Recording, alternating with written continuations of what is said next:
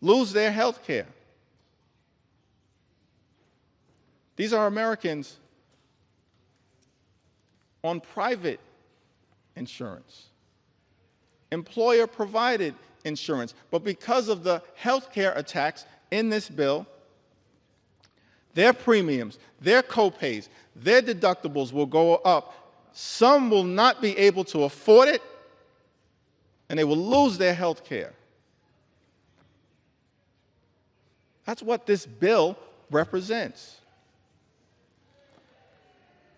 That's why I'm taking the time to share these stories and experiences and concerns and fears and anxieties of the American people.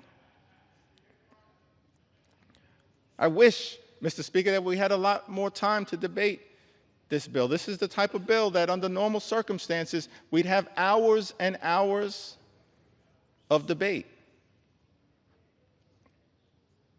where hundreds of members could participate on both sides of the aisle and share their thoughts, their perspectives, their ideas, their passionate support or passionate opposition. But this bill, which by some estimates is larger than the CARES Act and the American Rescue Plan and the Infrastructure Investment and Jobs Act and the CHIPS and Science Act combined in terms of its possible impact on the debt in this country,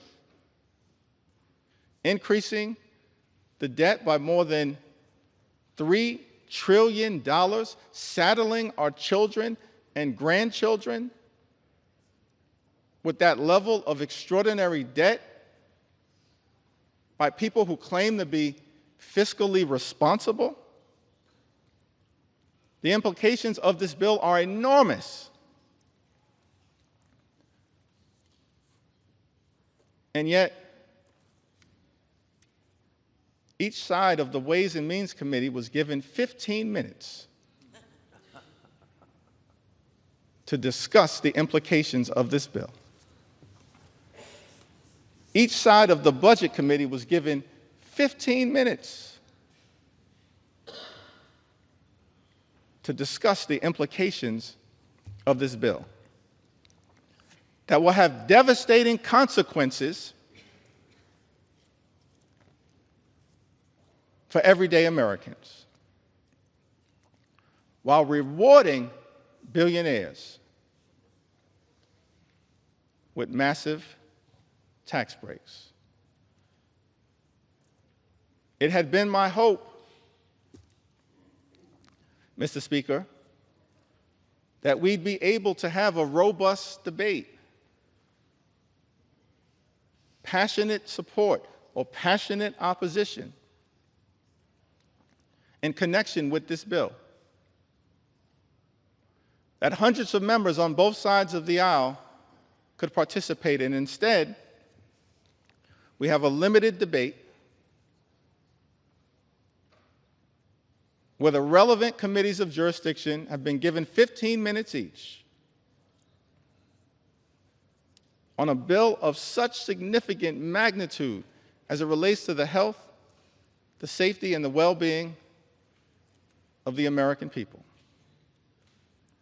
And because that debate was so limited, I feel the obligation, Mr. Speaker, to stand on this House floor and take my sweet time to tell the stories of the American people. And that's exactly what I intend to do.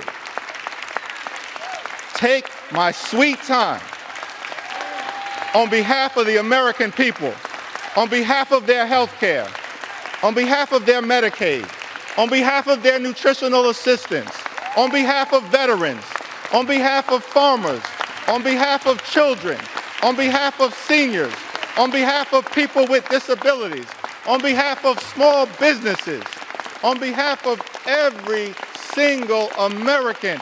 I'm on this House floor after 6 a.m., and I'm planning to take my sweet time.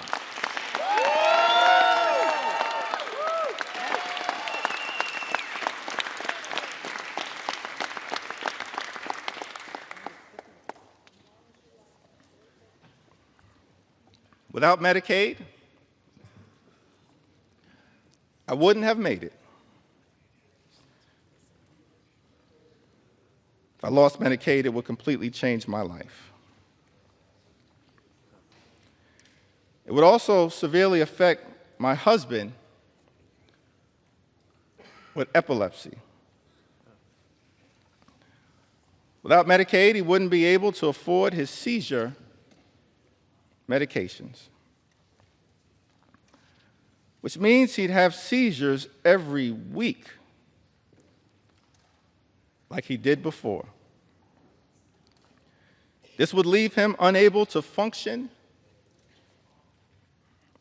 or work. Before he had Medicaid, he'd have a seizure. And it would take him days to recover. His health is inconsistent, which makes it hard for him to hold down a job. I still have my house, my car, my husband, and my health. Thank God for that. But why should we have to struggle so hard just to live? In a country with so much wealth, I'm considered one of the lucky ones. And yet I still struggle to make ends meet for the basics. That's Maria, pouring her heart out to us as members of Congress about her struggles. She lives in Iowa's 1st Congressional District, represented by our colleague, Mr. Speaker, Representative Marionette Miller Meeks. In a country with so much wealth, I'm considered one of the lucky ones, and yet I still struggle to make ends meet for the basics. Maria makes this important point as we stand on the threshold of the 4th of July. Thomas Jefferson, having written those immortal words in the Declaration of Independence, we hold these truths to be self-evident, that all men are created equal. They are endowed by their Creator with certain... Gentlemen will suspend. Members are reminded to take their conversations off the floor. Close both sets of cloakroom doors, please. Gentleman's recognized. Thank you, Mr. Speaker.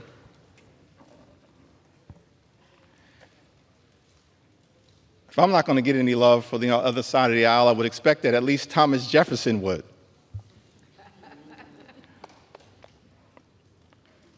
He wrote in the Declaration of Independence that among these are life, liberty, and the pursuit of happiness. What is the pursuit of happiness in the United States of America here in the year of our Lord, 2025? Imagine a country where every single American can afford to live the good life. Work hard, play by the rules, live the good life. That's the American dream. But our concern as Democrats is that in the wealthiest country in the history of the world, there are far too many people, like Maria from Iowa, who are unable to achieve that American dream, unable, despite working hard and playing by the rules, to live the good life, good paying job, good housing, good health care, good education for your children, and a good retirement. That should not be too much to ask for here in the United States of America. But instead of working to bring that American dream to life for the greatest number of people all across the country, this one big, ugly bill, Mr. Speaker, that our Republican colleagues are trying to jam down the throats of the American people, will undermine their quality of life.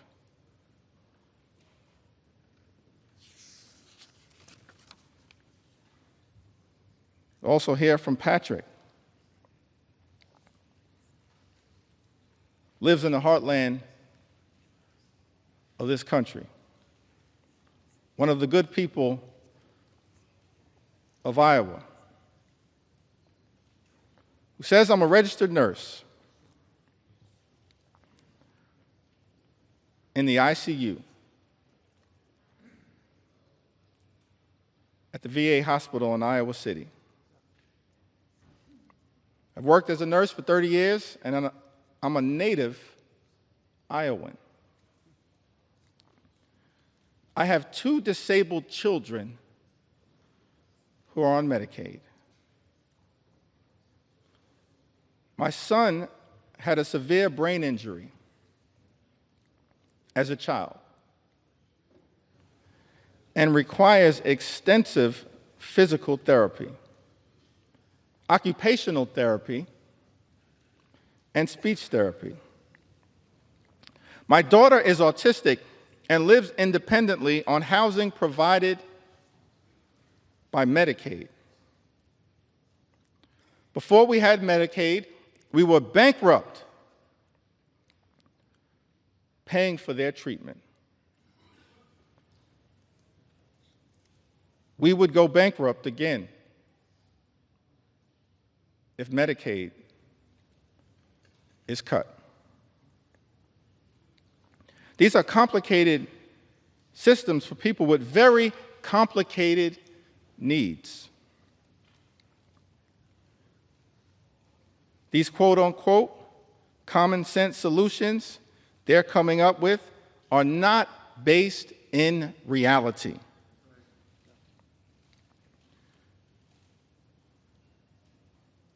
People have tried these work requirements in the past, but even disabled or able-bodied people, we all have barriers. From childcare, transportation, monetary limitations. It's a foolish idea to think that this won't have a negative impact. They're just trying to remove people from the program, and it's cruel. Patrick, you are correct. Thank you for your service as a registered nurse at the VA hospital. And thank you for all that you are doing to love and cherish your 2 disabled children who are on Medicaid. And you're exactly right. What is contemplated in this one big, ugly bill is wrong, it's dangerous, and it's cruel. And cruelty should not be either the objective or the outcome of legislation that we consider here in the United States House of Representatives.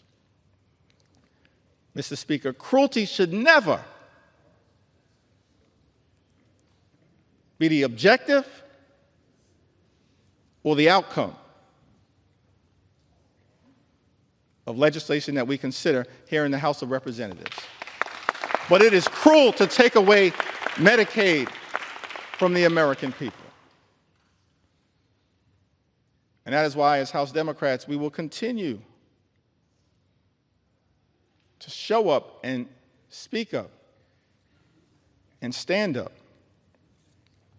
in defense of the health care of the American people. I'm thankful for all of my colleagues who are here, who throughout this process, a difficult process, have stood up over and over and over again on behalf of the health care of the American people. Thankful for my colleagues in leadership, Whip Catherine Clark and Chair Pete Aguilar, and all of the members of House Democratic leadership. Thankful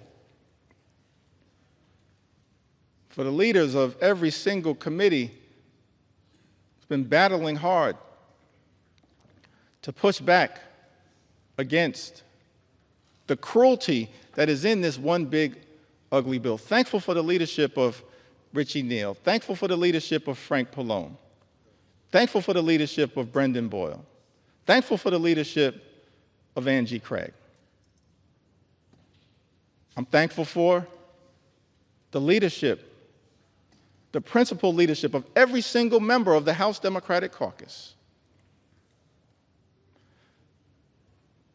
But above all else, I'm just thankful for the spirit, the heart, and soul of the American people who have risen up throughout this country to make it clear to all of us in this institution: keep your hands off our Medicaid.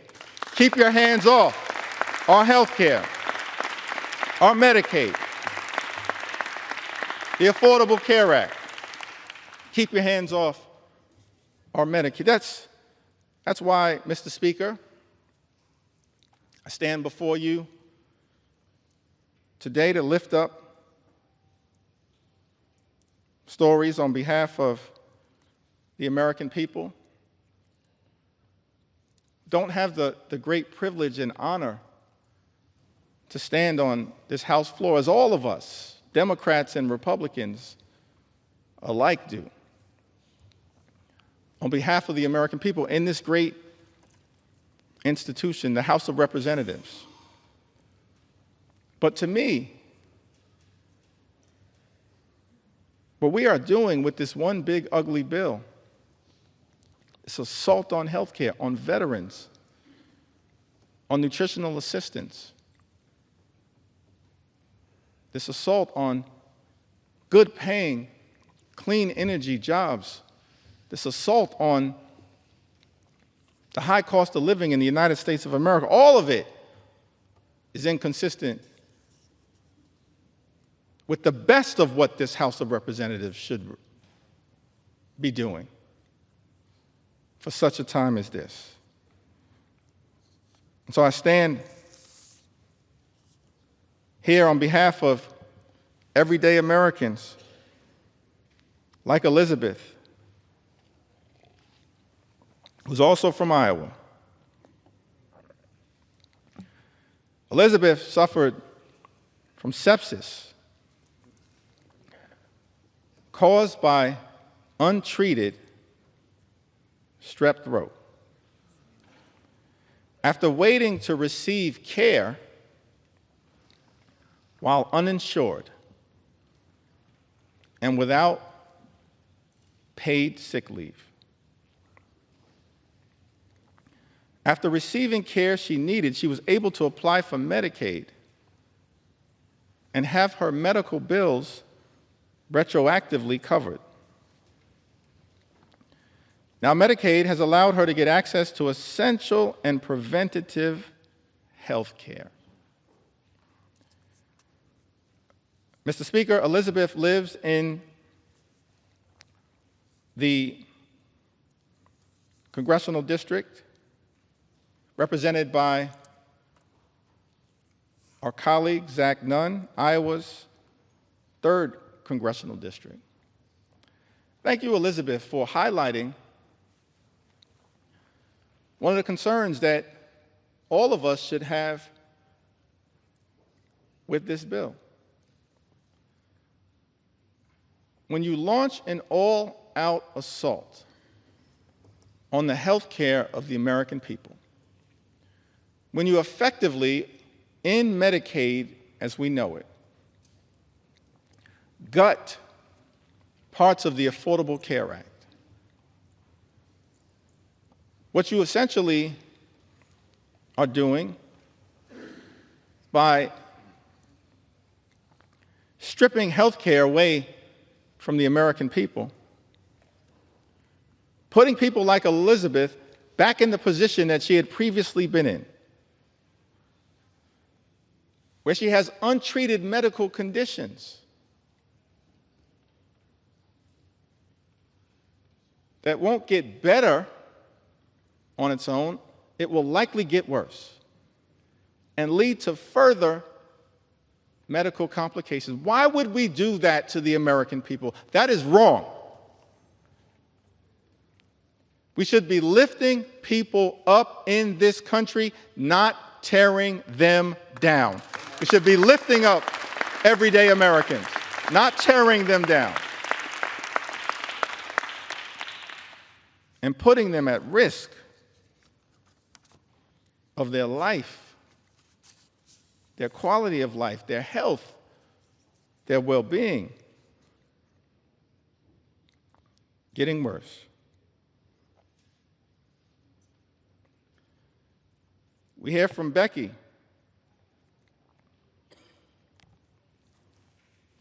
from the great state of Louisiana. By the way, Louisiana is a state with some of the highest percentages of Medicaid recipients of any state in the Union. Any state in the Union. And Louisiana is a state at risk of suffering greatly as a result of the all-out assault on Medicaid that is part of Donald Trump's one big ugly bill. Becky tells us, I have had Medicaid for years, and without it, I wouldn't be able to afford to see my doctors or cover what Medicaid doesn't pay. As a senior citizen, I now have to go back to work just to keep a roof over my head, afford rising food and utility costs, and maintain my car. Meanwhile, the government keeps taking more and more out of my Social Security benefits. Money I already paid taxes on while working. Feels like the middle class no longer exists. You're either rich or poor.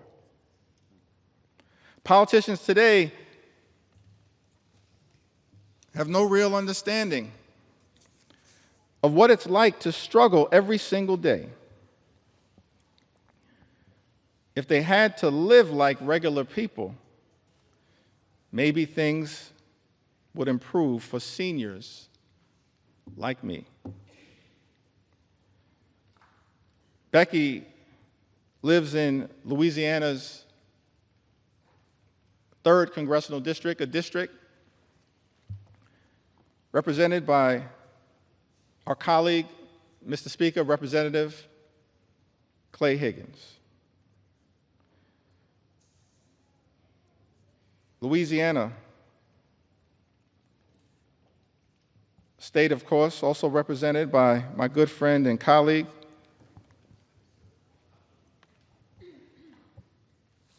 Congressman Troy Carter, who I see is here with us in the chamber also, Cleo Fields, another good friend and colleague. Louisiana, a state that stands to suffer mightily as a result of this all-out assault on Medicaid. Now, I heard my distinguished colleague, Mr. Speaker, the House Majority Leader, someone who personally respect his resilience, his perseverance, his journey. I think he comes by his views in good faith. It's his perspective. It's the speaker's perspective.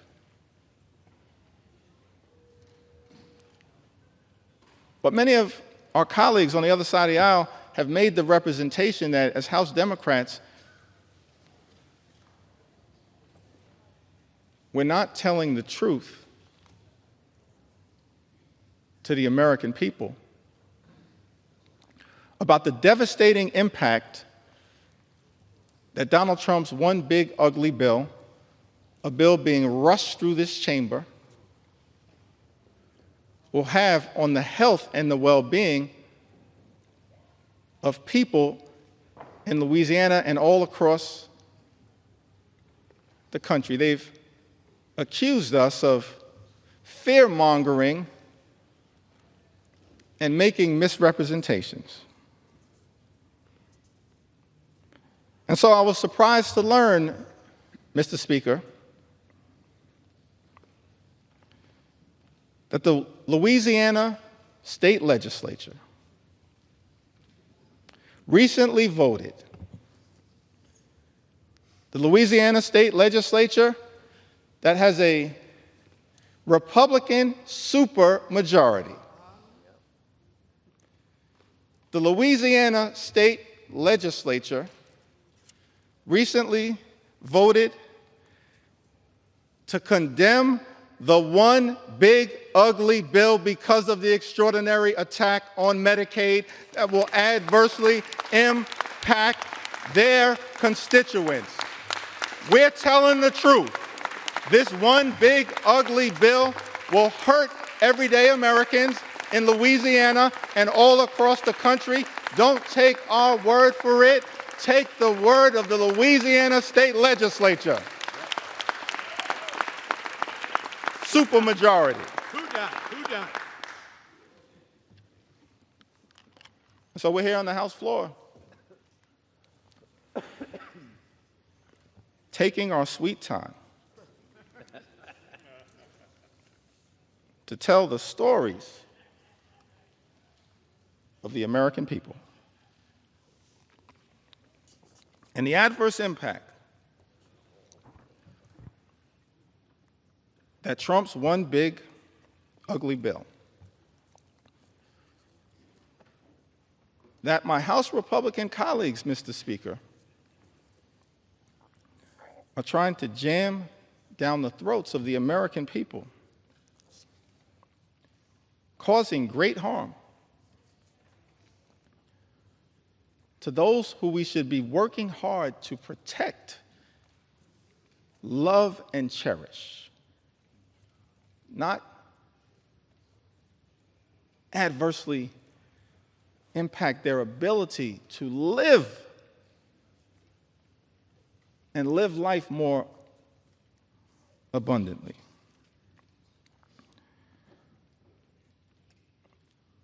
Tamara, who lives in Louisiana's 4th Congressional District, represented by the Speaker of this great House.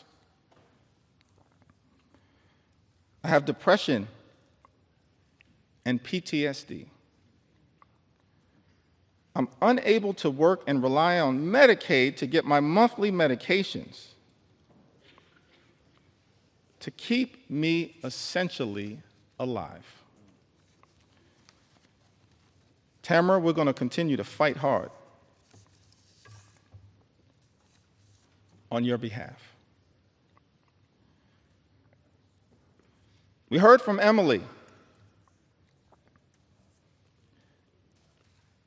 who lives in the Commonwealth of Massachusetts. Emily tells us that I'd moved to Massachusetts in 2020 and was working a retail job for minimum wage. I was unable to afford much, but the state thankfully approved me for SNAP assistance and Medicaid. Without that jump start, I'm not sure where I would be today. There shouldn't be shame or stigma surrounding these programs. You never know when life will get pulled out from underneath you. The relief when these programs can come to your aid is indescribable. Emily lives in the 5th Congressional District of Massachusetts, a district that is represented by the House Democratic Whip, Catherine Clark, who's a strong champion on your behalf, Emily, powerfully, ethically, principally, fighting hard on your behalf. Casey lives in the 2nd Congressional District of Maine, a district represented by Congressman Jared Golden. Thankful for Congressman Golden's service. He served this nation with distinction overseas and has come back home to serve this nation in the United States Congress. Casey writes, as a single mom of 2 young children and non-profit professional in rural Maine, Casey and her children rely on Medicaid and SNAP to live their lives. The resources and stability provided by Medicaid and SNAP allowed Casey to leave her emotionally abusive husband and support her children. Casey's 7-year-old son has ADHD and is on the autism spectrum. Relies heavily on individualized support through Medicaid. If Medicaid goes away, Casey doesn't know how their family will stay afloat.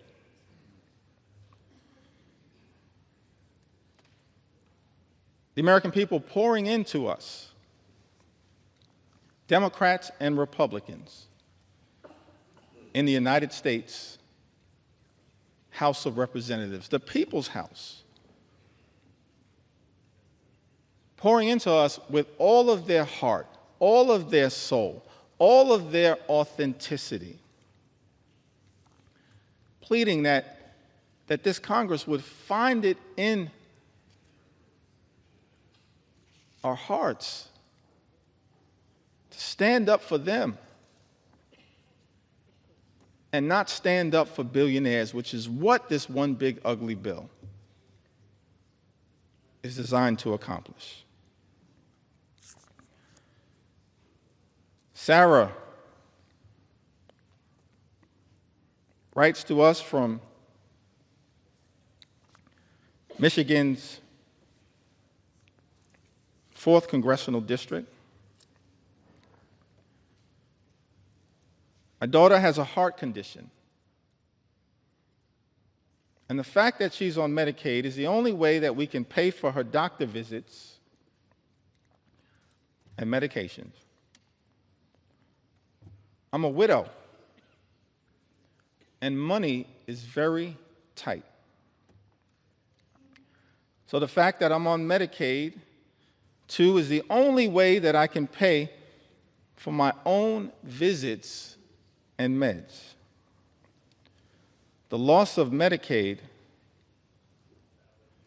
for us would be absolutely devastating. Mr. Speaker, Sarah lives in Michigan's 4th Congressional District, a district currently represented by our colleague, Congressman Bill Huizenga. The loss of Medicaid for us would be absolutely devastating. That's the consequence of the GOP tax scam, this disgusting abomination, this reckless Republican budget. Mr. Speaker, that Republicans were trying to jam down the throats of the American people during the dead of night. It's extraordinary. No legislation that we consider in the House of Representatives should be devastating for everyday Americans, either in its objective or in its outcome. But as Democrats, we stand here in strong opposition to this one big ugly bill because of the devastating consequences that will result to everyday Americans all across this great country. Lucy writes to us from the heartland, from the great state of Michigan as well. My brother is a developmentally disabled senior who lives in a group home.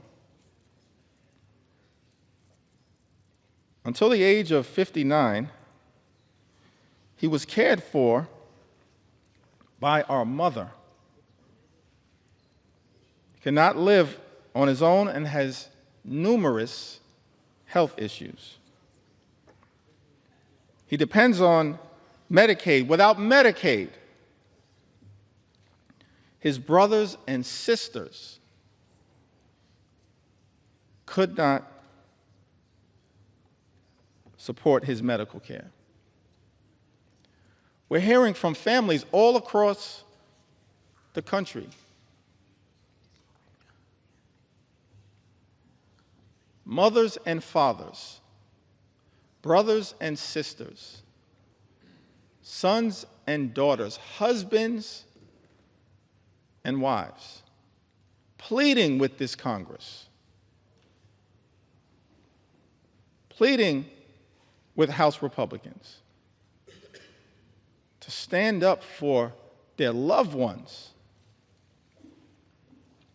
who are on Medicaid, who are at risk of having their health care run over and their lives ruined by the consequences of Donald Trump's one big ugly bill. Lucy lives in Michigan's 7th congressional district, a district currently represented, Mr. Speaker, by our colleague, Representative Tom Barrett. We've also heard from Sharon, who lives in Michigan. My daughter is a young woman who was born with cerebral palsy, mild cognitive impairments, and autism. She depends on Medicaid services for her health.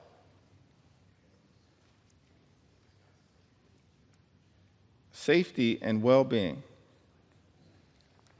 She's unable to work or take care of herself.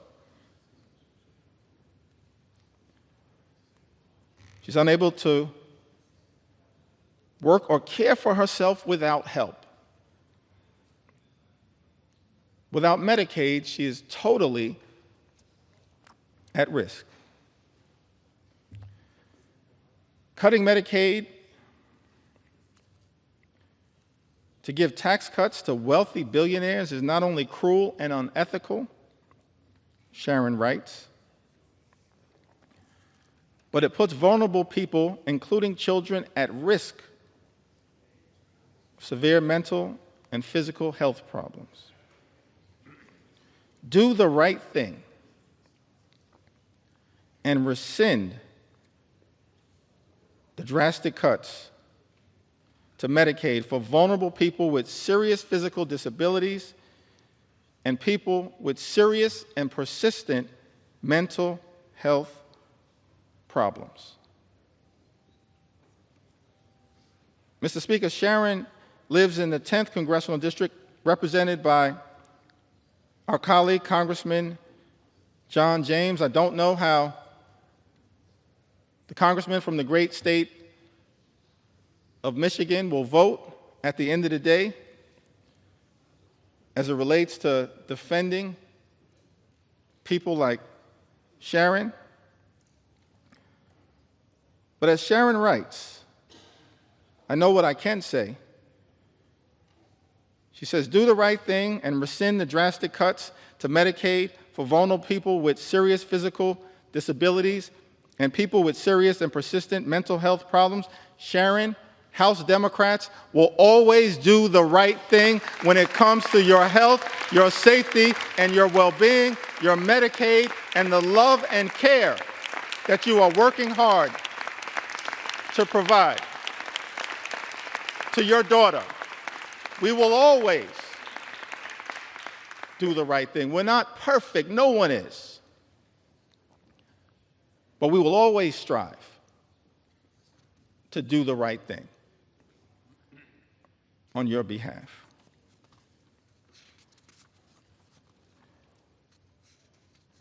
As I work through these stories in the Midwest, and it appears, Mr. Speaker, that I'm about halfway through the stories as it relates to Medicaid. Medicaid. Medicaid. It appears that I'm halfway through the stories as it relates to Medicaid, but the extraordinary thing about this bill is that it represents such an unprecedented assault on the American people that there are stories that need to be told as it relates to the attack on nutritional assistance for the American people. And I will tell those stories. Stories that need to be told as it relates to the attack that has taken place on farmers in this country. And I will tell those stories. Stories that need to be told as it relates to the attack on small businesses in this country. And I will tell those stories. Stories that need to be told as it relates to the unprecedented assault on veterans in this country. How dare this administration attack veterans who have served this country? Instead of attacking veterans, we should make sure that every single veteran in this country can live with the dignity and respect that they've earned. So there are stories that need to be told as it relates to the veterans in this country. And there are stories that need to be told as it relates to law-abiding immigrant families. We have to secure our border. We believe that we have a broken immigration system that should be fixed in a comprehensive and bipartisan way. But we must also stand up for dreamers and farm workers and law-abiding immigrant families in this country. We will not abandon our nation's heritage as a country of immigrants. Not today, not tomorrow, not ever. It's part of what American exceptionalism has been all about.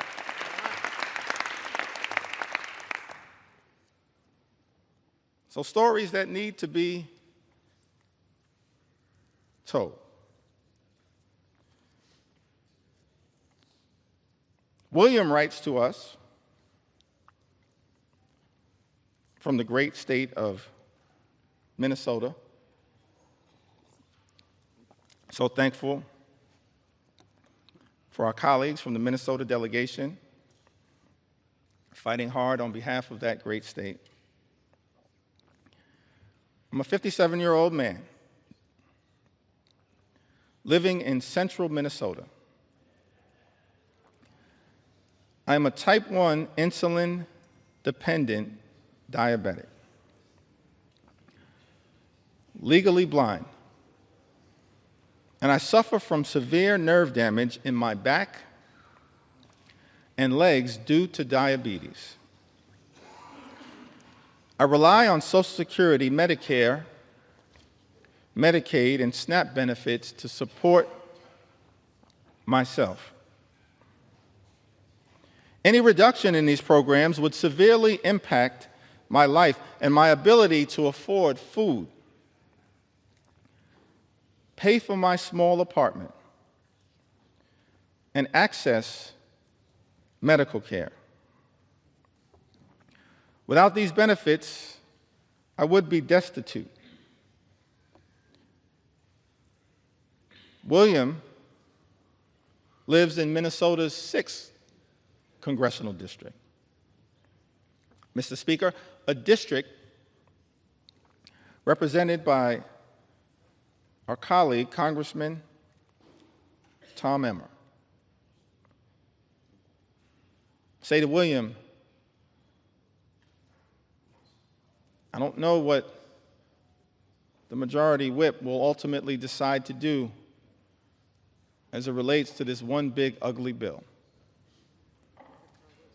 But we're going to stand up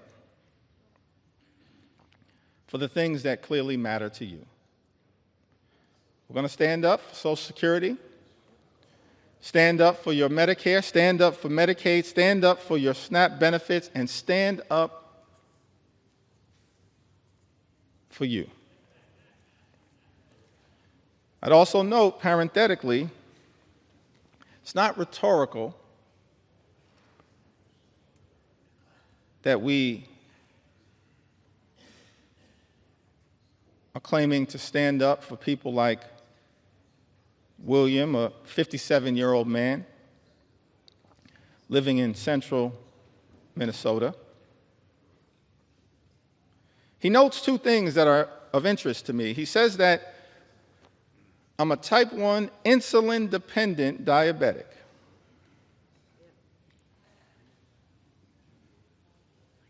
And then also says, I rely on Social Security, Medicare, Medicaid, and SNAP benefits to support myself.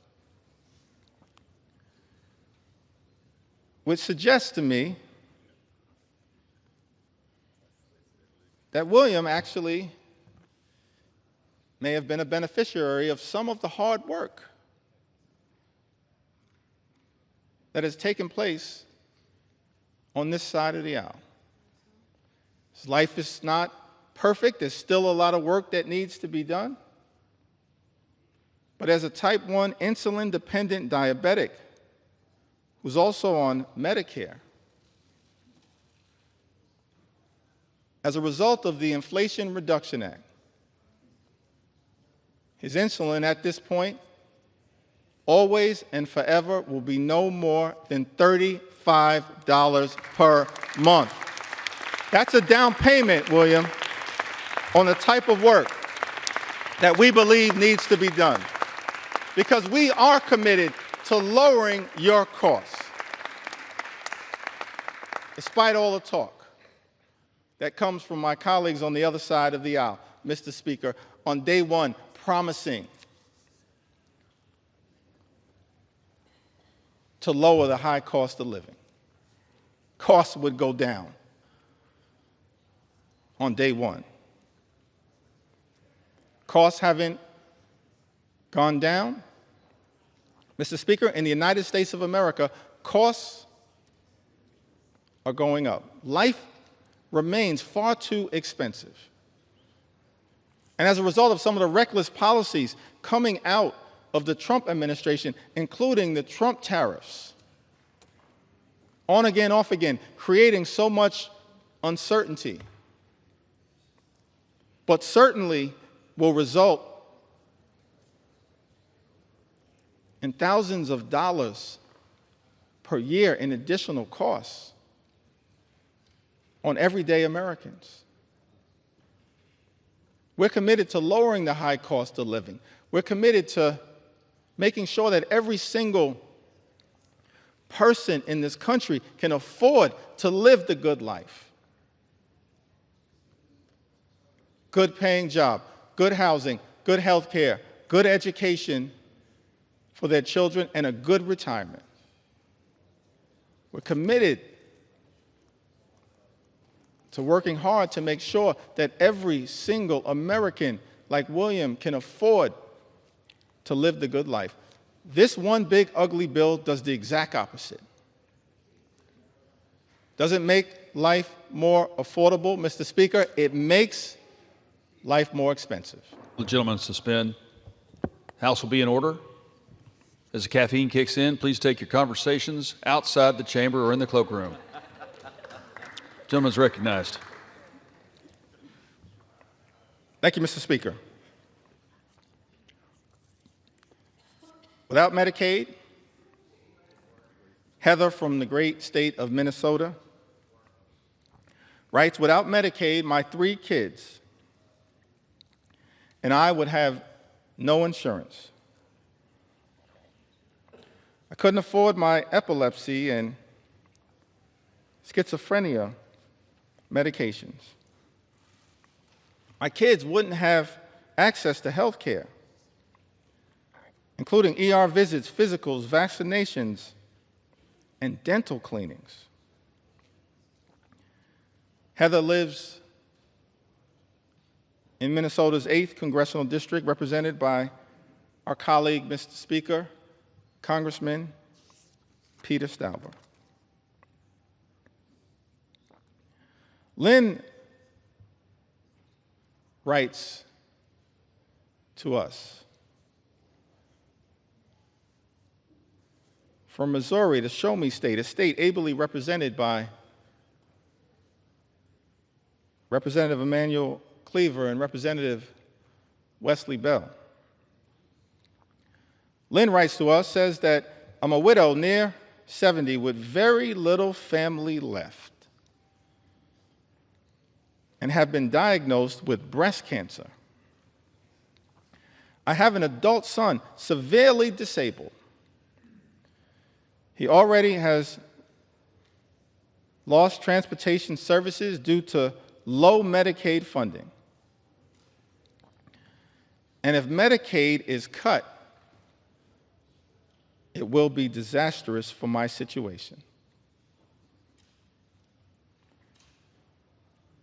Lynn knows that this one big ugly bill puts a target on the back of Medicaid. One of the senators from the great state of Missouri, Senator Josh Hawley, spent months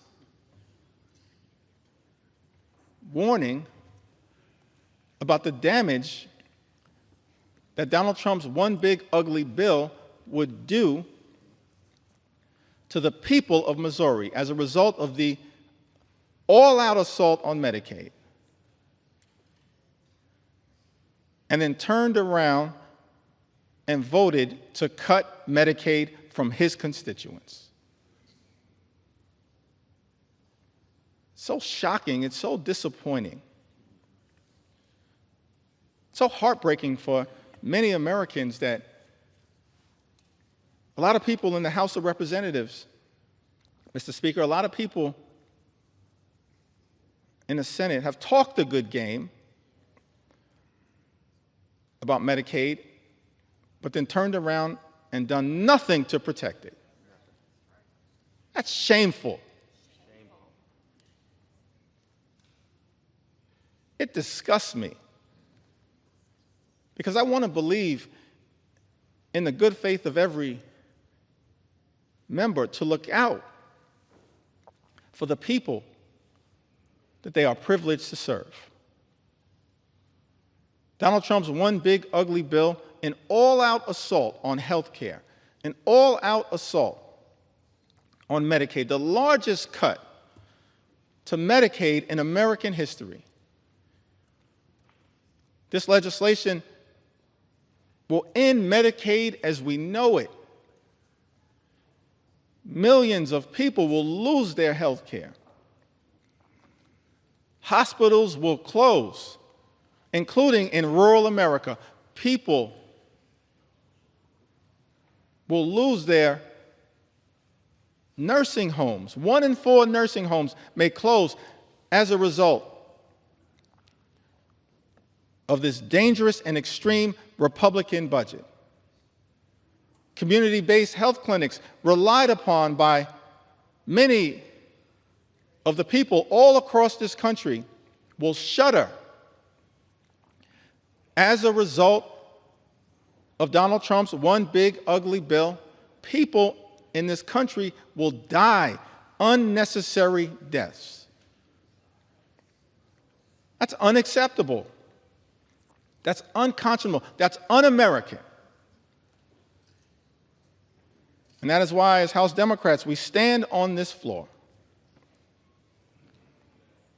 aggressively pushing back on the everyday Americans on their behalf, pushing back on their behalf,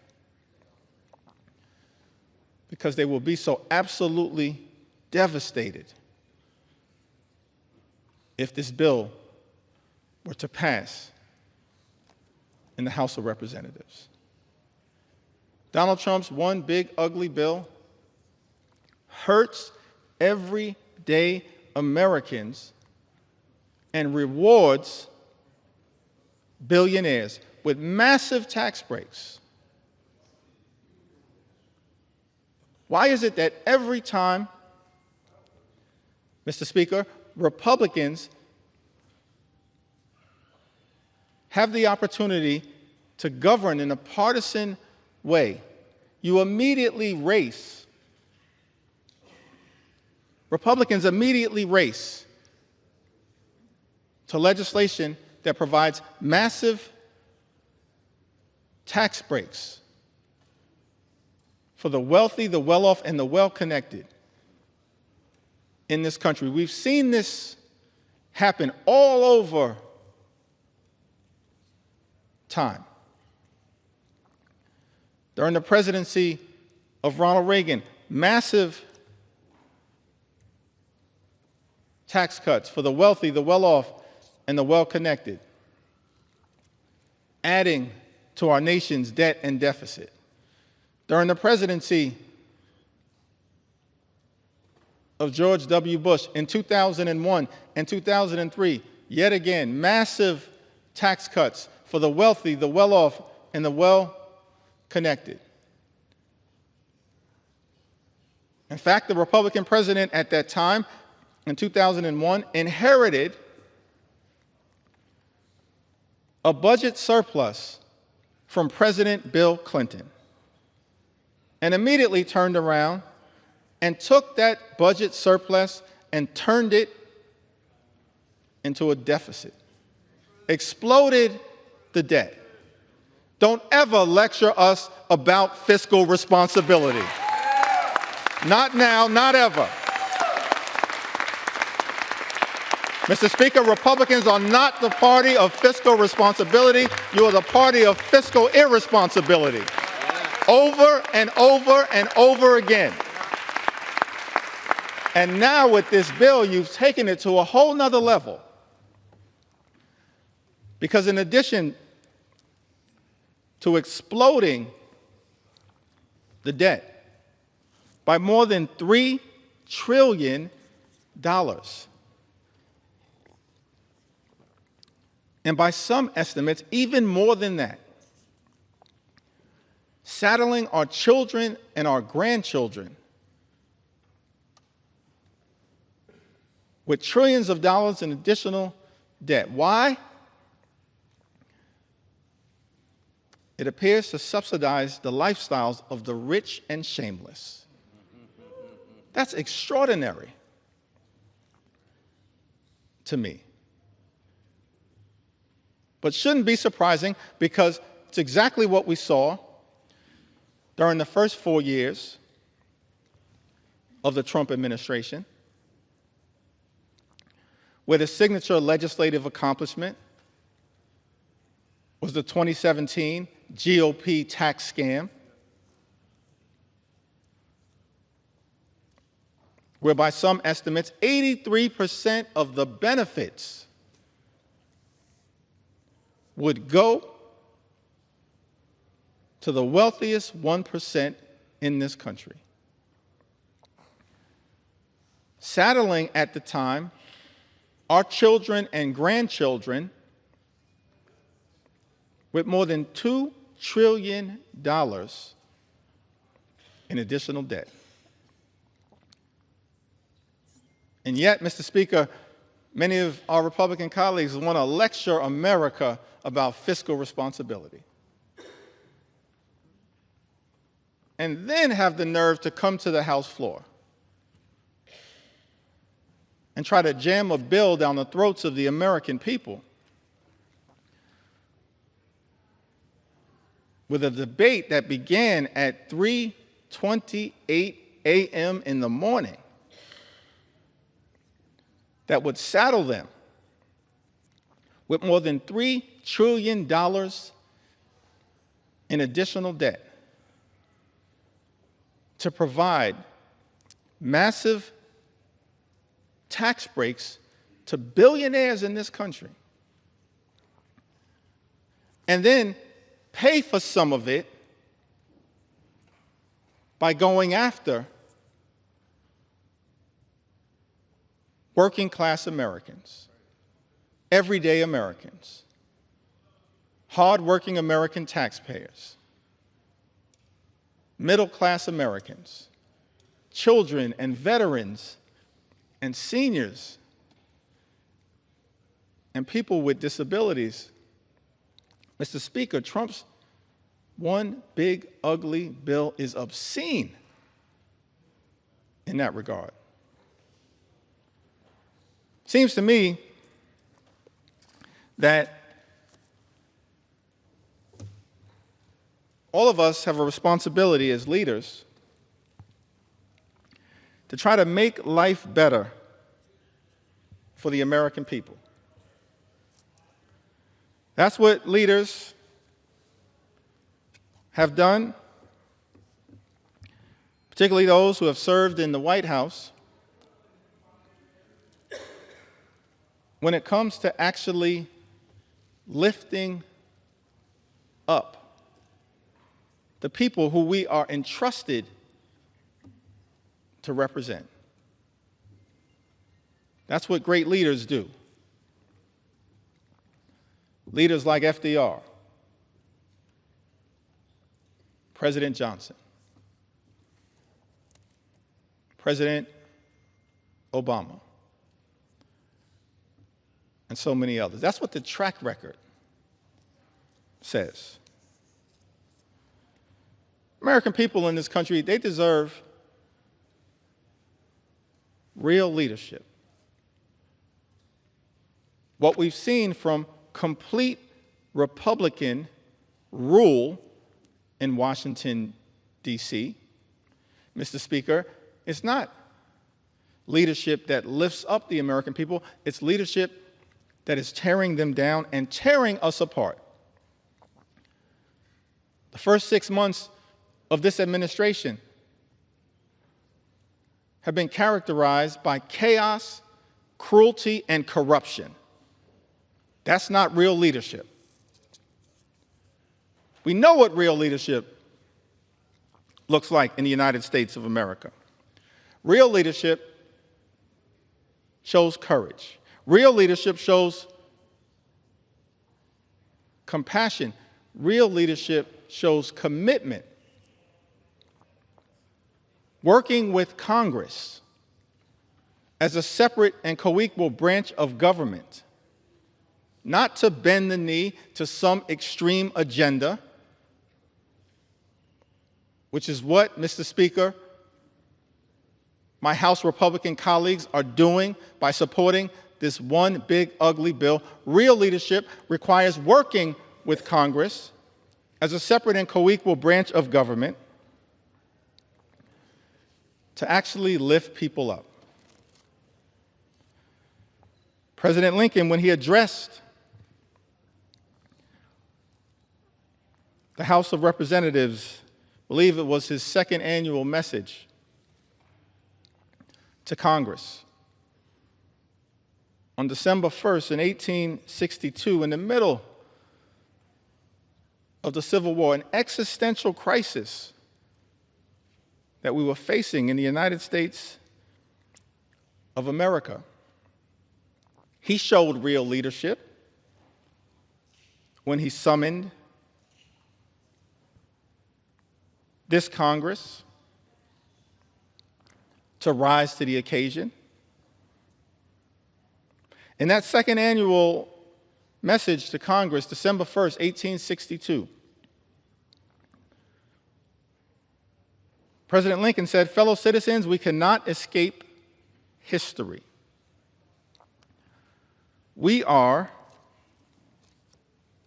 this Congress and this administration will be remembered in spite of ourselves.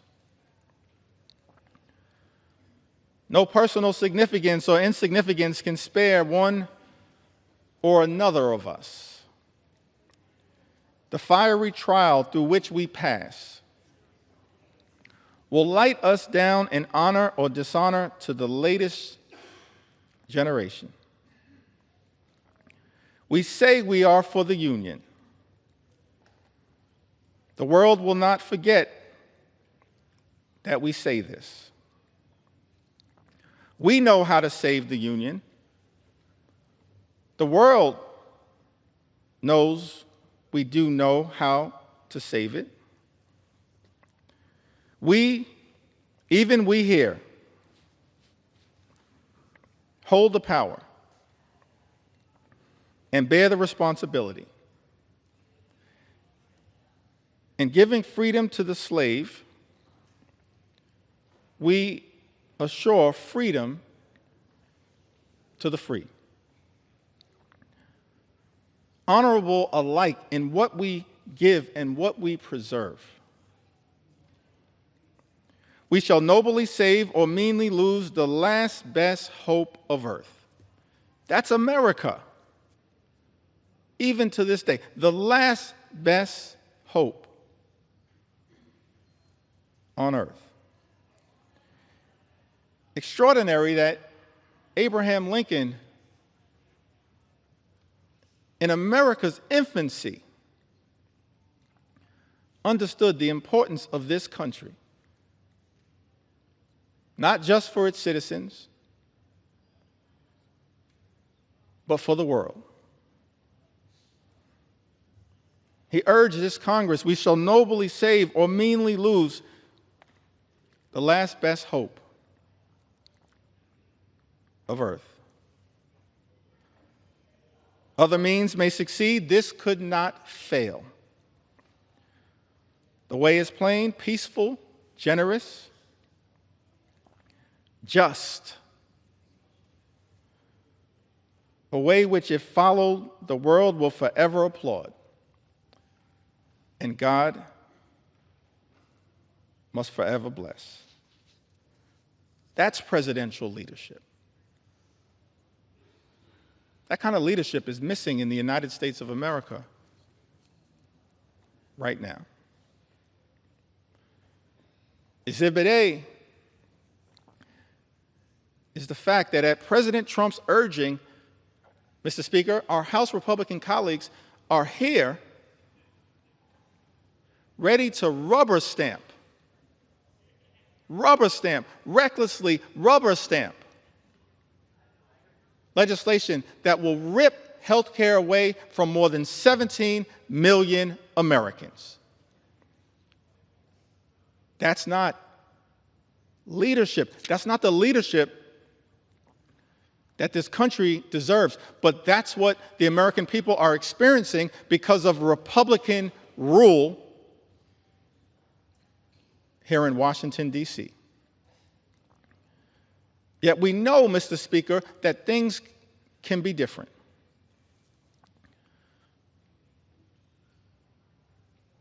At the very beginning of the preamble of the United States Constitution, those words are written, we, the people, in order to form a more perfect union. I like that. We, the people, in order to form a more perfect union. That's a recognition of the aspirational objective that all of us should have as part of our sacred charge to make life better for the American people, while also acknowledging that at its birth and even to this day,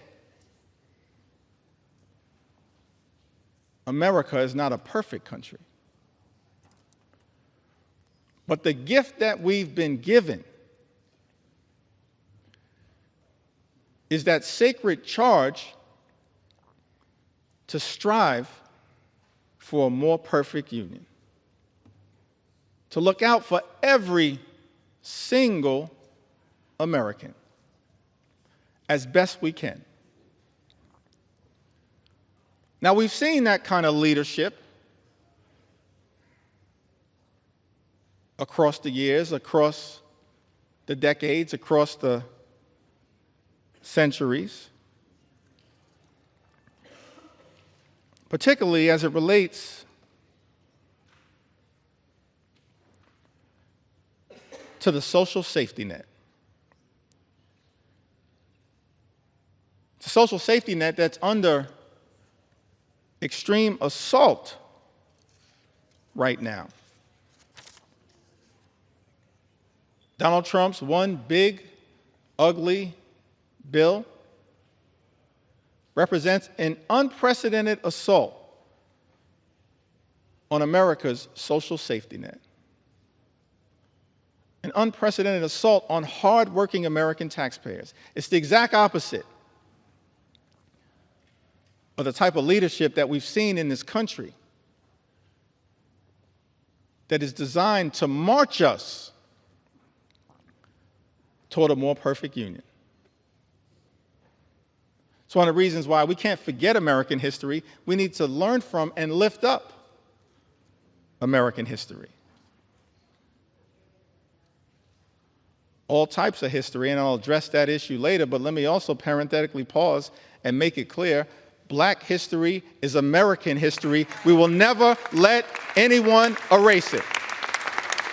We need to learn from it, not erase it.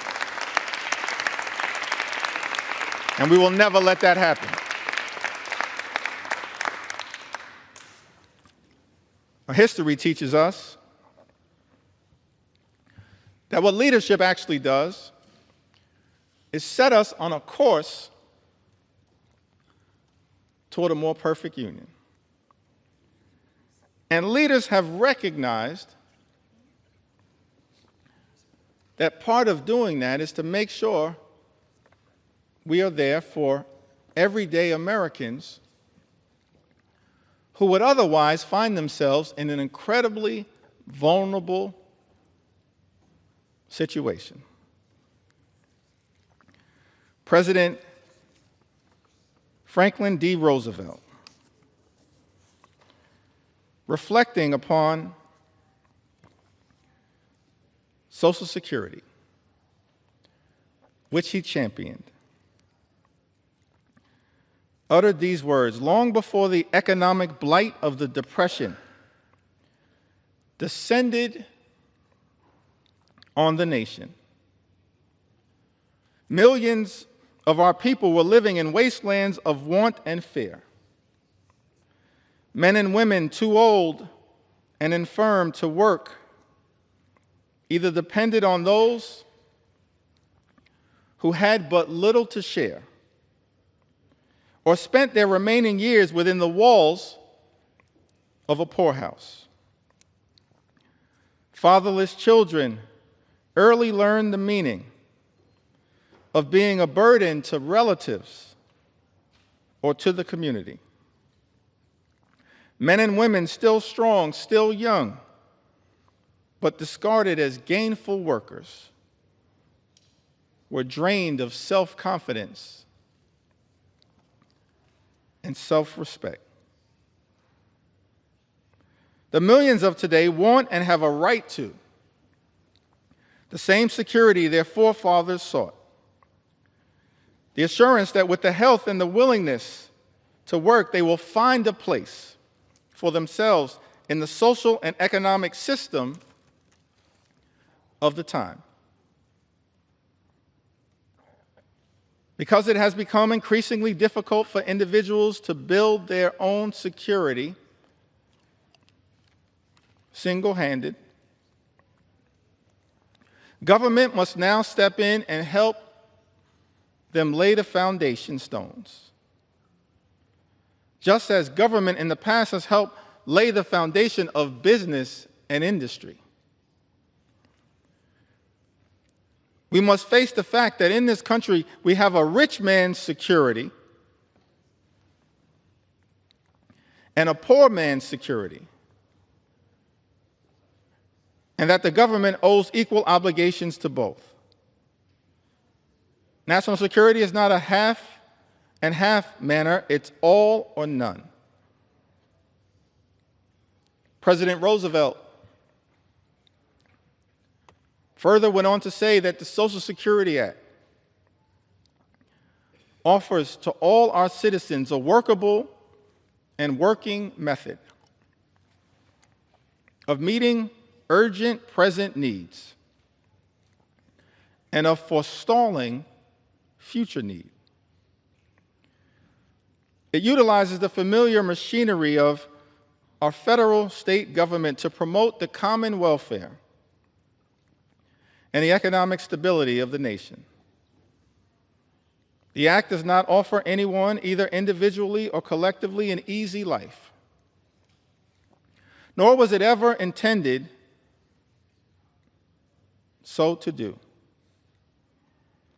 None of the sums of money paid out to individuals in assistance or in insurance will spell anything approaching abundance. But they will furnish that minimum necessity to keep a foothold. And that is the kind of protection Americans want. Truer words could never have been spoken. That is the type of protection that we should be building upon here in the United States Congress, not undermining. President Franklin D. Roosevelt went on to say, "What we are doing is good, but it is not good enough. To be truly national, a Social Security program must include all those who need its protection." Today, many of our citizens are still excluded from old age insurance and unemployment compensation because of the nature of their employment. This must be set aright, and it will be. FDR continues to say to the American people, "I am hopeful that on the basis of studies and investigations now underway, the Congress will improve and extend the law. I'm also confident that each year will bring further development in federal and state Social Security legislation. And that is as it should be." One word of warning, however: in our efforts to provide security for all of the American people, let us not allow ourselves to be misled by those who advocate shortcuts to utopia of fantastic financial schemes. We have come a long way, but we still have a long way to go. There is still today a frontier that remains unconquered, in America unclaimed. This is the nationwide frontier of insecurity, of human want and fear. This is the frontier, the America we have set ourselves to reclaim. President Franklin D. Roosevelt pioneered Social Security, but recognized that the work was unfinished, even as it related to making sure every single American, regardless of race or position in life, would have Social Security to be able to live out their golden years with grace and dignity. President Franklin D. Roosevelt talked about this frontier that America must continue to pursue, conquering the frontier of insecurity, of human want and fear.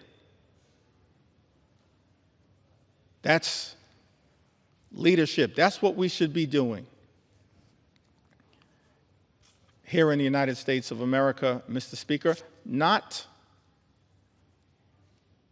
enacting devastating cuts to health care that will hurt millions of everyday Americans. All of this is also unfolding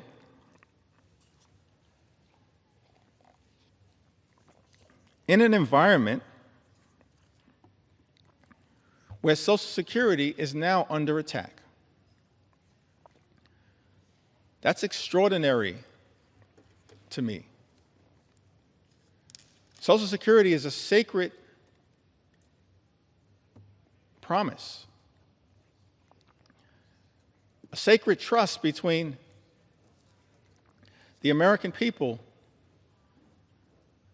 and its stewards, her stewards in government. That's why I'm so thankful for leadership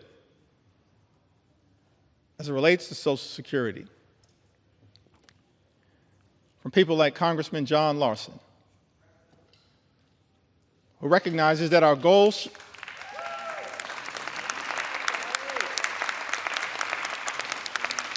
recognizes that leadership is not attacking Social Security. We as House Democrats, led by John Larson, are determined to protect and strengthen Social Security for the American people. Keeping FDR's promise of conquering that frontier of financial insecurity. That's what we should be doing here in the United States Congress, not attacking the social safety net, Mr. Speaker. Many of my colleagues on the other side of the aisle, they constantly call things like Social Security and Medicare entitlement programs. I think they label Social Security and Medicare entitlement programs, and by the way, as a result of this one big ugly bill, Medicare will be cut potentially by more than $500 billion, the largest cut to Medicare in American history, set in motion by Donald Trump's one big ugly bill, and now co-signed, it appears, by House Republicans. Mr. Speaker, House Republicans who've also co-signed this extraordinary assault on Social Security, closing offices, cutting off access to phone service, making it harder for seniors to access their hard-earned benefits. Social Security is not an entitlement program. Medicare is not an entitlement program, Mr. Speaker. I learned this very early on in life. When I was 15 years old, I secured my first job. I was a messenger traveling from office to office in Midtown Manhattan, delivering mail, delivering packages. I was just a sophomore at Midwood High School in Brooklyn, my first job, earning minimum wage, $3.35 an hour. Thankful for that money, having been raised by my mom and dad in a working class neighborhood in central Brooklyn, $3.35 an hour, coming of age in the middle of the crack cocaine epidemic in central Brooklyn. And I couldn't wait to get my first check. And I was told that because I was working part-time and I was a high school student, that the money that I made would not be taxed. And so as I was anticipating that first check, I multiplied the amount that I was making, $3.35 per hour, by the number of hours that I expected to work during that pay period. I calculated the total, and Mr. Speaker, that money was already spent. I couldn't wait to go to Albee Square Mall in Brooklyn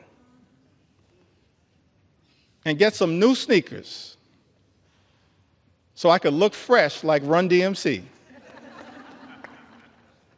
Money was already spent,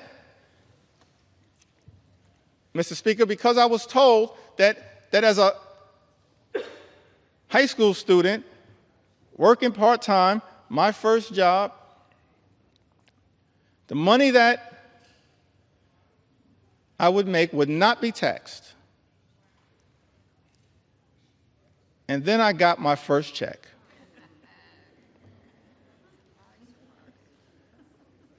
And I had two questions, Mr. Speaker. Who is FICA? And why is he taking my money? You see, Mr. Speaker, what I learned is that every single American, from your first job to every single job that you hold until your last job, pays into Social Security and Medicare through FICA.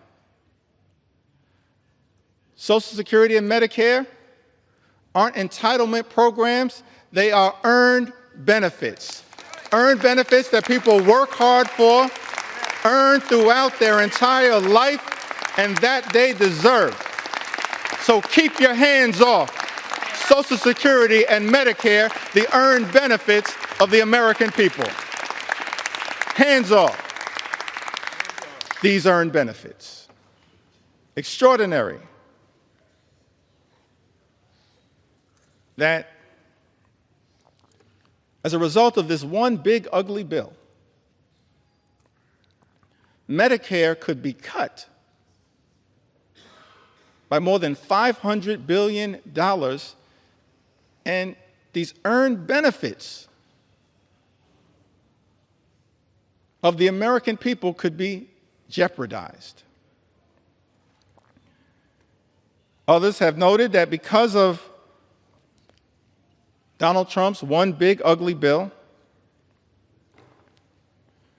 the insolvency of Social Security and Medicare could be accelerated. This is the exact opposite of that sacred charge that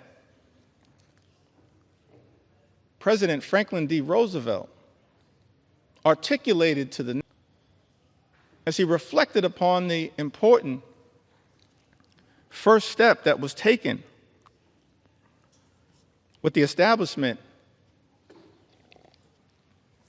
of Social Security. He's not the only one. This is a great country, an exceptional country. So many examples of what leadership actually looks like. Leadership that we are not seeing right now from the majority in the House of Representatives. Leadership that we did not see on the Republican side of the aisle in the United States Senate in passing this disgusting abomination, and certainly we're not seeing this level of leadership coming out of 1600 Pennsylvania Avenue. But I'm thankful that we have examples of leadership echoing throughout our history that we can reflect upon and be inspired by as we navigate our way through these challenging times. President Truman, from the great state of Missouri, Emanuel Cleaver's state, the good Reverend Dr. Emanuel Cleaver, my friend and my mentor, President Truman, shortly after ending World War II, we're so thankful for the sacrifice and the bravery and the courage of the greatest generation. A few months after, he unexpectedly became president, replaced the great FDR. November 19, 1945, he delivered a special message to Congress recommending a comprehensive health program. I want to read just a few of those words because it shows us what leadership actually looks like, what it sounds like. what it feels like to have presidential leadership that we in Congress should aspire to working with, as opposed to bending the knee to an extreme agenda reflected in this one big, ugly bill. President Truman said to this Congress in a statement recommending a comprehensive health program, millions of our citizens do not now have a full measure of opportunity to achieve and enjoy good health. Millions do not now have protection or security against the economic effects of sickness. The time has arrived for action to help them obtain that opportunity and that protection. Truman goes on to say, President Truman goes on to say, our new Economic Bill of Rights should mean health security for all, regardless of residence, station, or race, everywhere in the United States of America. He says, regardless of residence, station, or race, that's presidential leadership. That brings people together, doesn't seek to divide us, which is what, unfortunately, is happening in the United States of America right now. President Truman goes on to say to Congress, we should resolve now that the health of this nation is a national concern, that financial barriers in the way of attaining health shall be removed, that the health of all its citizens deserves the help of all the nation.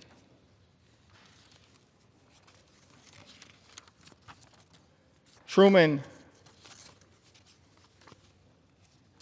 goes on to articulate the challenges that exist in America as it relates to illnesses. He articulates several of them. Talks about the deficiencies in health care that existed across America. And the fact that in the aftermath of World War II, it was clear that so many people without coverage were medically infirm. And he made clear that's unacceptable in the United States of America. He articulated a forward-looking vision for universal health care, aspirational vision, a vision designed to lift the American people up, not rip health care away from them, which is what this one big, ugly bill will do, ripping health care away for more than 17 million Americans. That's shameful. It disgusts me that we're on the floor of the House of Representatives right now having to push back so aggressively against an all-out assault on the health care of the American people when we should be trying to lift them up in a manner consistent, Mr. Speaker, with what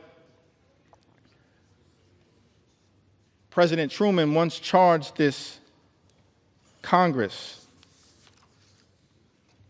with doing. And of course, he wasn't the only one.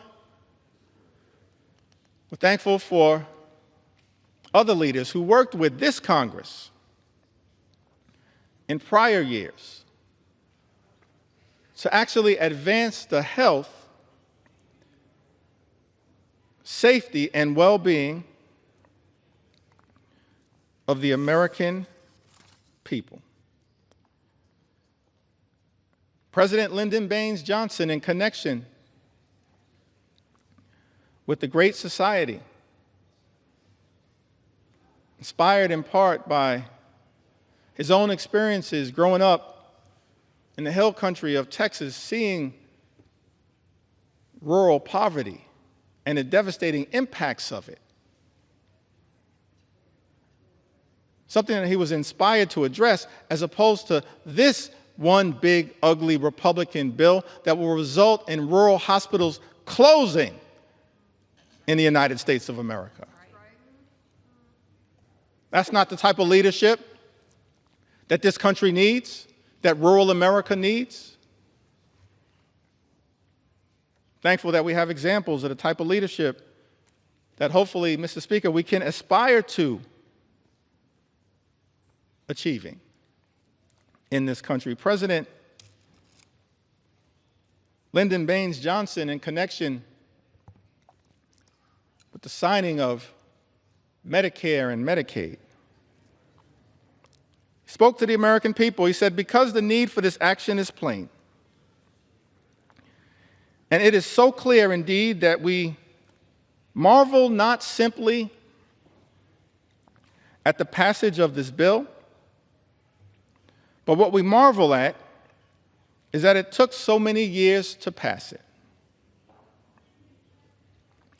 And I am so glad that Amy Forand is here to see it finally passed and signed, one of the first authors. There are more than 18 million Americans over the age of 65. Most of them have low incomes. Most of them are threatened by illness and medical expenses that they cannot afford. And through this new law, Mr. President, every citizen will be able, in his productive years, when he is earning, to insure himself against the ravages of illness in his old age. President Johnson was referring to President Harry Truman, who was there at the signing ceremony, having recognized President Truman's vision. He says, and through this new law, Mr. President, every citizen will be able, in his productive years, when he is earning, to insure himself against the ravages of illness in his old age. That was the beauty of Medicare. You pay into it, it's an earned benefit. And you can reap the benefits in your golden years. President Johnson went on to say, this insurance will help pay for care in hospitals, in skilled nursing homes, or in the home. It's ironic. That's what presidential leadership looks like. LBJ says this insurance will help pay for care in hospitals, in skilled nursing homes, or in the home. And yet, Mr. Speaker, we're here 60 years later, and Republicans are trying to jam a budget down the throats of the American people that will close hospitals, close nursing homes, and detonate the ability of millions of people to access home care. That's shameful. It's not the type of leadership that this country needs right now, but that's what we're getting. Chaos, cruelty, and corruption. President Johnson went on to talk about Medicaid, which is the subject of an all-out assault now by this reckless Republican budget, the GOP tax scam, this one big ugly bill. So I want to make sure that the record reflects what enlightened leadership had to say about Medicaid. The benefits under the law are as varied and broad as the marvelous modern medicine itself. If it has a few defects, such as the method of payment of certain specialists, then I'm confident those can be quickly remedied, and I hope they will be. No longer will older Americans be denied the healing miracle of modern medicine. No longer will illness crush and destroy the savings that they have so carefully put away over a lifetime so that they may enjoy dignity in their later years. No longer will young families see their own incomes and their own hopes eaten away. No longer will this nation refuse the hand of justice to those who have given a lifetime of service and wisdom and labor to the progress of this progressive country. Medicare and Medicaid benefit older Americans right now. People who have given a lifetime of service and wisdom and labor to the progress of this progressive country, as LBJ spoke to. And this bill, Mr. President, again, a nod to President Harry Truman, is even broader than that. It will increase Social Security benefits for all of our older Americans. It will improve a wide range of health and medical services for Americans of all ages. And then President Lyndon Baines Johnson leans in on the importance of Medicaid with a greater degree of precision. He says, but there is another tradition that we share today. Calls upon us never to be indifferent toward despair, commands us never to turn away from helplessness. It directs us never to ignore or to spurn those who suffer untended in a land that is bursting with abundance. And this is not just our tradition, or even the tradition of the nation. It is as old as the day it was first commanded. Thou shalt open thine hand wide unto thy brother, to thy poor, to thy needy in thy land. Is that what we're doing here today in the United States Congress? Opening our hands of grace and compassion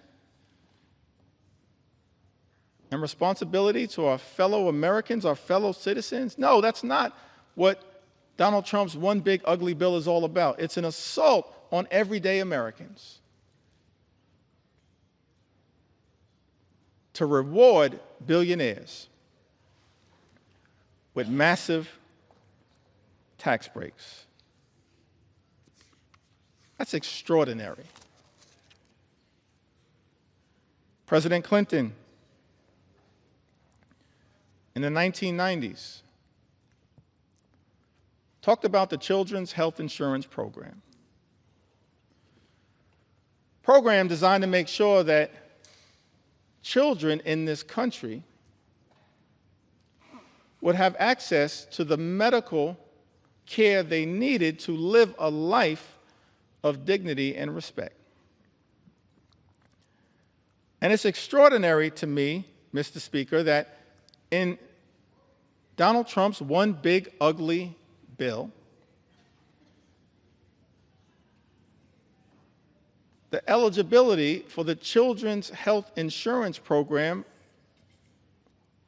will also be diminished as part of an all-out assault on the health care of the American people. So I thought it not robbery in the time that I have that we lift up the original spirit of the Children's Health Insurance Program. President Clinton said to the nation, because we have acted, millions of children across this country will be able to get medicine and have their sight and hearing tested and see dentists and doctors for the first time. Millions of young Americans will be able to go on to college.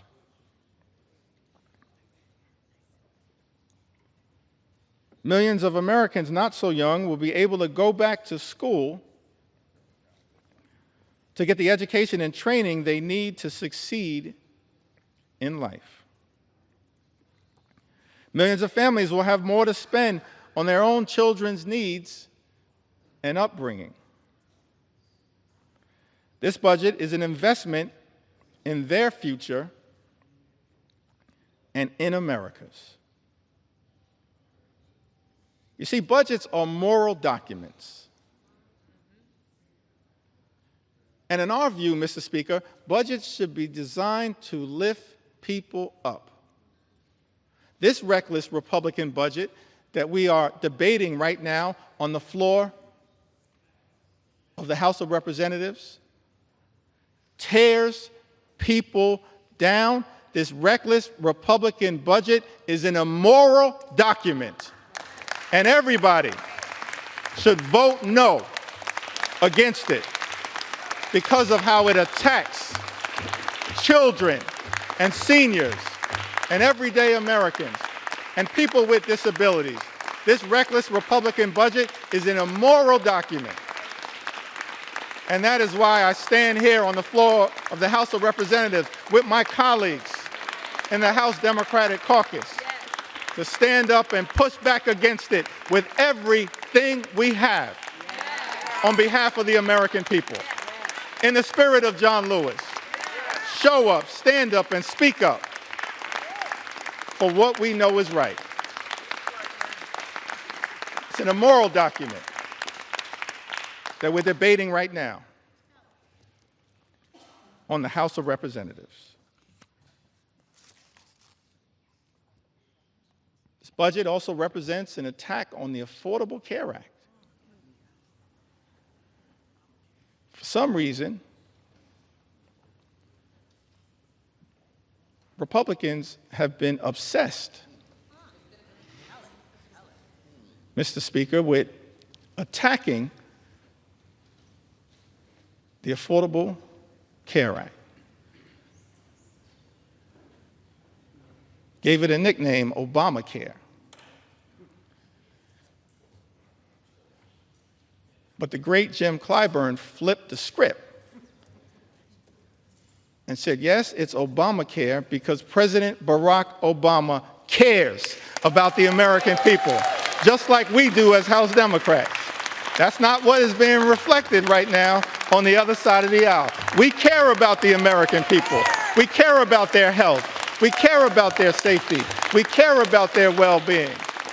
And so I'm proud to stand here on the floor saying, yeah, we're going to continue to defend Obamacare until the very end, no matter what it takes. So President Obama spoke to this Congress as well. He talked about presidential leadership. We've seen it year after year, decade after decade, century after century. President Lincoln, President Roosevelt, President Truman, President Johnson, President Clinton, President Obama lifting up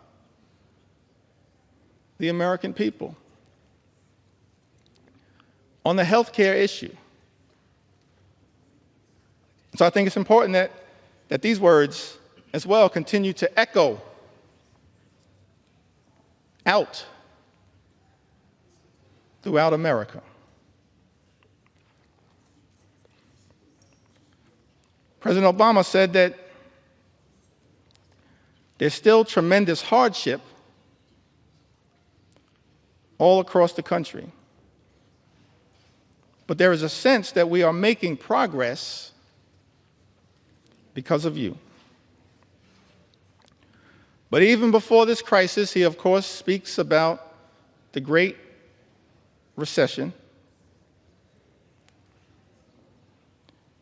Even before this crisis, each and every one of us knew that there were millions of Americans across America, millions of people across America who are living their own quiet crises. Maybe because they had a child who had a pre-existing condition. And no matter how desperate they were, no matter what insurance company they called, they couldn't get coverage for that child. Maybe it was somebody who had been forced into early retirement, in their 50s, not yet eligible for Medicare. And they couldn't find a job. And they couldn't find health insurance. Despite the fact that they had some sort of chronic condition that had to be tended to. And now we're on the threshold of doing something about it, he said to the United States Congress, Speaker Nancy Pelosi and others who were great partners in this effort. He said, and now we're on the threshold of doing something about it. We're a day away. This is aspirational leadership. After a year of debate, after every argument has been made by just about everybody, we're 24 hours away. But it may also be possible, referring to his critics that existed at the time,